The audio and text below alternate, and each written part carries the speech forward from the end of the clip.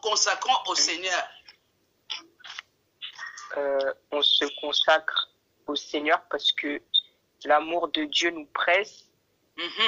C'est dans... Attendez, je vais trouver le verset. Hein. Dans 2 Corinthiens, il me semble. 2 Corinthiens 5. Verset 14 à 15. Ah, merci. Verset 14 à 15. C'est que l'amour de Christ nous presse parce que nous sommes convaincus que si un seul est mort pour tous, tous sont donc morts. Et s'il est mort pour tous, c'était afin que ceux qui vivent ne vivent plus pour eux-mêmes, mais pour celui qui est mort et ressuscité pour eux. Donc, je crois qu'il y a aussi une autre chose. Je cherche. Influencer le monde et apporter la parole de Christ à travers notre comportement. Amen. Hein? Amen. Gloire à toi, alléluia. Est-ce que quelqu'un d'autre peut compléter? Oui, est-ce que je peux compléter? Oui. Oui. La question, c'était pourquoi on consacre au Seigneur. On se consacre parce que Dieu nous a rachetés à un grand prix. Et on voit ça dans 1 Pierre, verset 18, si je ne me trompe pas. Donc vraiment, le pourquoi du comment de notre consécration, c'est parce que Dieu nous a rachetés et parce qu'il nous a aimés le premier et qu'il est venu à nous. Et on voit ça dans 1 Jean, chapitre 14, chapitre 4, verset 10, où Dieu dit que Jésus-Christ, enfin que Dieu nous a, en gros, ce que le verset dit, c'est que Dieu nous a aimés et de ce fait, il a envoyé Jésus-Christ comme victime expiatoire. Et plus tard, au verset 19, verset 20, il dit que c'est pas nous qui sommes venus d'abord à Jésus, mais que c'est Dieu qui est venu à nous. Donc, pourquoi on se consacre? C'est parce qu'il nous a rachetés. Amen. Amen. 1 Corinthiens, verset 19 à 20, qui dit que nous sommes le temple du Saint-Esprit et que ça veut dire qu'en fait, on s'appartient plus à nous-mêmes, mais on appartient à Jésus-Christ et comme il nous a achetés, il a un droit sur nous. Amen. Amen, amen. Amen. Ça fait plaisir. Nous passons maintenant à la deuxième question. En fait, c'est simple. C'est quoi la consécration? C'est quoi la consécration? Pour ceux qui étaient... Est-ce que les pasteurs Pascal est là?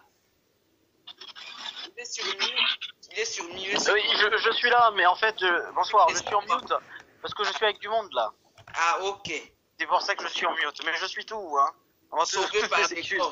Je répondrai aux questions dimanche sinon. C'est quoi la consécration?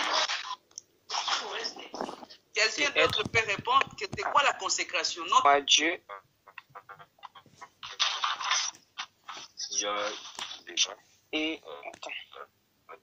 Donc, une fois qu'on a tombé étant consacré, déjà il n'est jamais trop tard il est jamais trop tard parce que Dieu c'est quelqu'un c'est un Dieu qui pardonne. Et à partir du moment où il a déjà pardonné, en fait, il oublie. Donc, pour répondre à la question, il n'est jamais trop tard donc pour demander pardon. Donc, du coup, demander pardon, comme a dit Ingrid. Et voilà, se tenir à une ligne de conduite selon les principes et les ordonnances de Dieu. Amen. Amen. Voilà, je crois que la réponse c'est ça, c'est simple au fait. C'est simple. Une fois qu'on est consacré, on ne se réconsacre plus. On peut tomber dans les péchés, mais on confesse, on demande pardon, comme a dit Ingrid, et Gloire aussi a rejoint la même chose. Donc, on peut tomber. On est chrétien consacré, mais... Quand on est consacré, on peut tomber dans le péché, mais on ne demeure pas dans le péché. Amen. Bravo. On peut chuter, mais on reste pas d'éternité en éternité dans le péché. On demande pardon et on revient vers notre Dieu. Amen. C'est ça la vie d'une personne consacrée. Tu ne vis plus dans les péchés. Donc ne va pas faire esprit que non, je vais vivre dans les péchés. Non. Tu peux tomber dans les péchés, mais tu ne vis plus dans les péchés. Ah, c'est tellement intéressant qu'il nous reste 10 minutes. 4e question. En fait, que voulait dire Jésus l'évangile de Luc, chapitre 9, verset 23.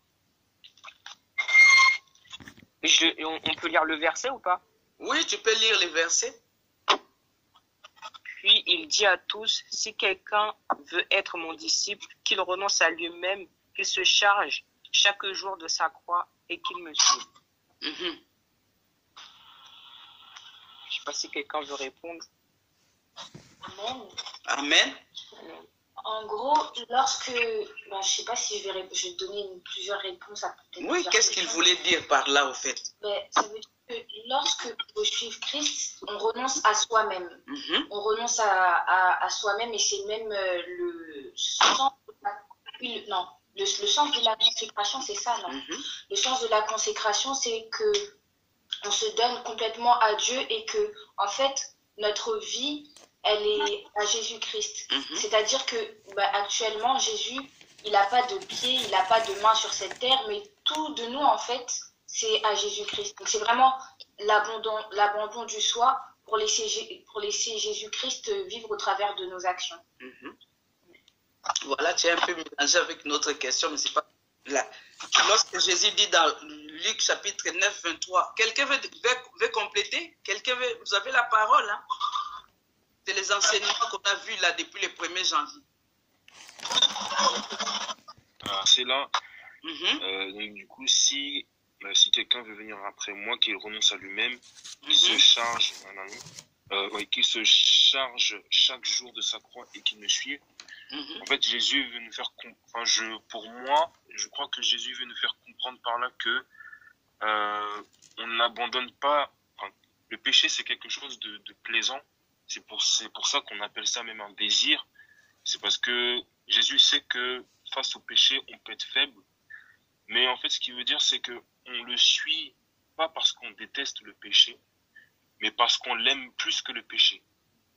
On suit Jésus-Christ pas parce que on déteste nos mauvaises habitudes, mais parce que on a aimé Jésus plus que nos mauvaises habitudes. En fait, la réponse c'est ce que Jésus voulait dire dans Merveille veut compléter.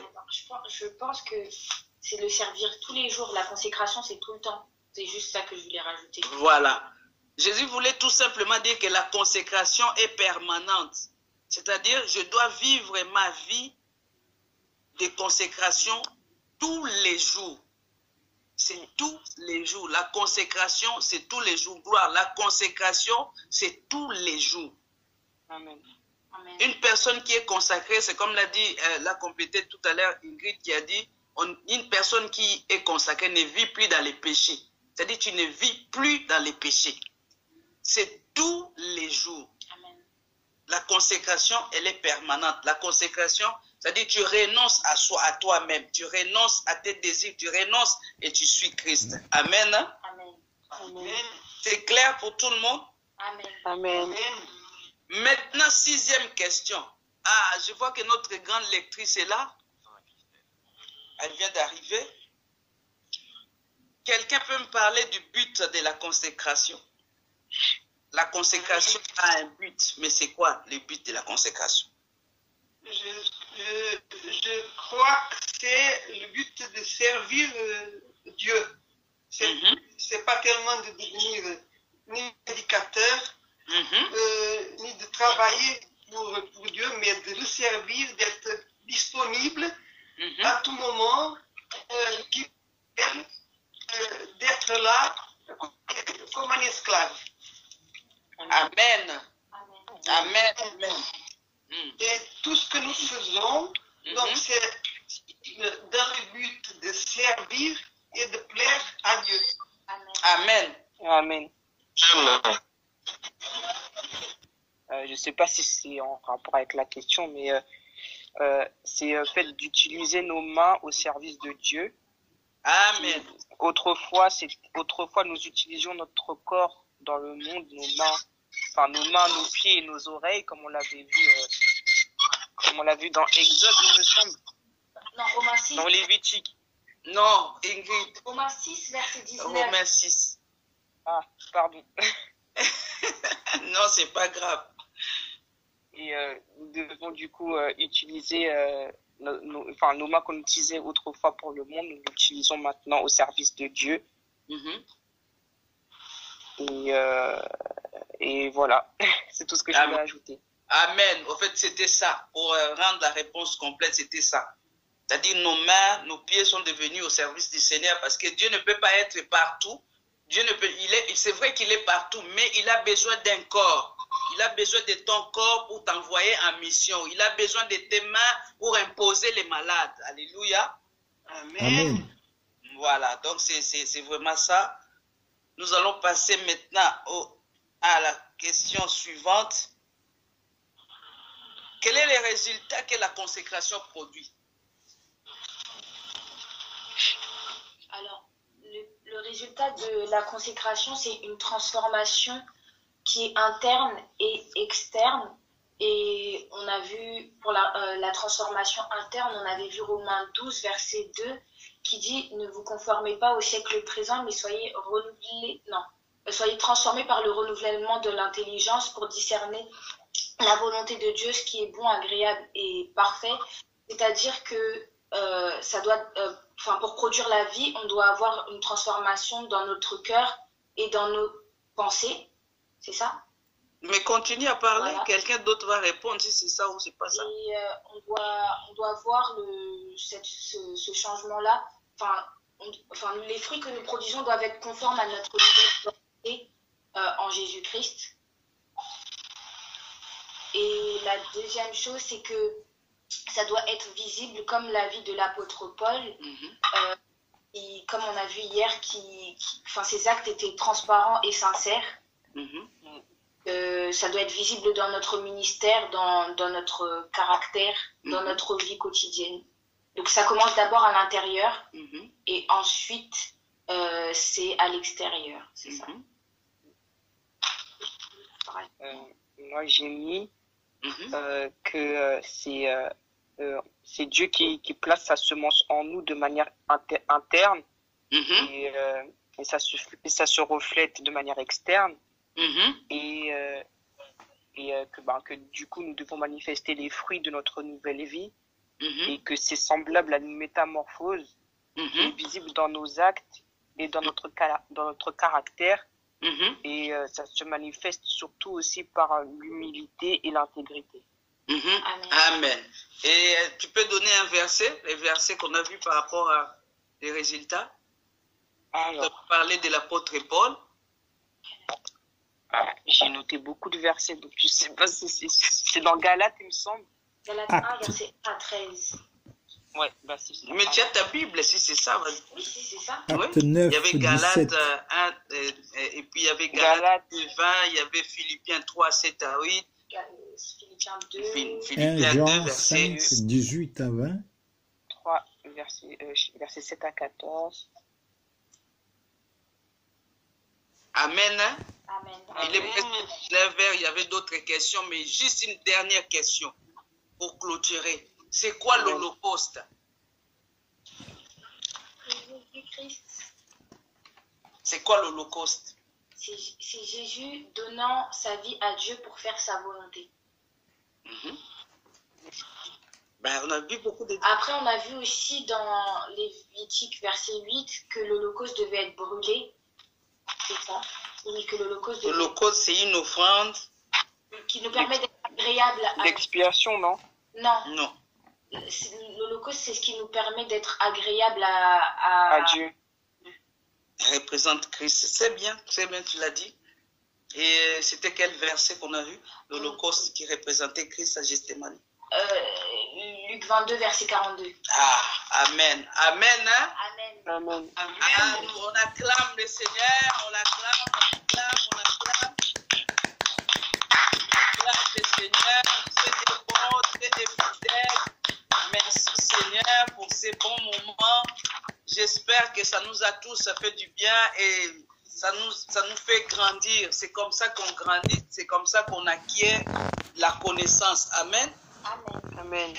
Nous sommes arrivés à la fin et nous allons tous, comme une personne, remercier le Seigneur. Si tu n'as pas encore pris la décision de te consacrer. Tu vas le faire toi-même en privé. Mais bien aimé, prends la décision de te consacrer au Seigneur. Amen.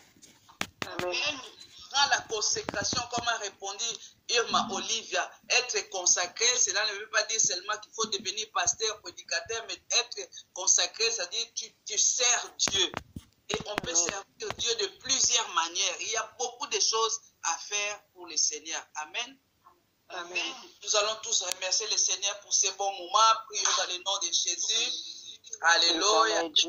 Que le sang de Jésus-Christ nous couvre. Je plaide le sang de Jésus-Christ sur chaque personne qui est connectée ce soir. Et je menace maintenant toutes les formes de répercussions, toutes les formes d'attaque de l'ennemi, toutes les formes d'attaque venant du monde des ténèbres, dans le nom puissant de Jésus-Christ. Dans le nom de Jésus-Christ. Dans le nom puissant de Jésus-Christ. Toi qui as dit dans ta parole, Seigneur, que tu fais de tes serviteurs des flammes de feu et des anges de messagers. Seigneur, fais de chaque enfant qui est connecté ici ce soir des flammes de feu, que nous serons des flammes de feu au milieu de nos ennemis et que nous puissions triompher au milieu de nos ennemis dans le nom puissant de Jésus. Nous voulons remettre le reste des temps entre tes mains. Seigneur, j'ai une pensée pour ceux qui n'ont pas pu se connecter. Nous avons une pensée, Seigneur, pour ceux qui sont malades. Étends ta main, Seigneur. Étends ta main, Seigneur. Et quand nous allons nous retrouver le dimanche, c'est avec joie encore que nous allons célébrer ton nom. Que la gloire et la louange te reviennent, Père éternel. Ainsi nous avons prié et glorifié dans le nom puissant de Jésus-Christ. Amen. Amen. Amen. Amen. Amen. Amen. Amen. Bonne soirée.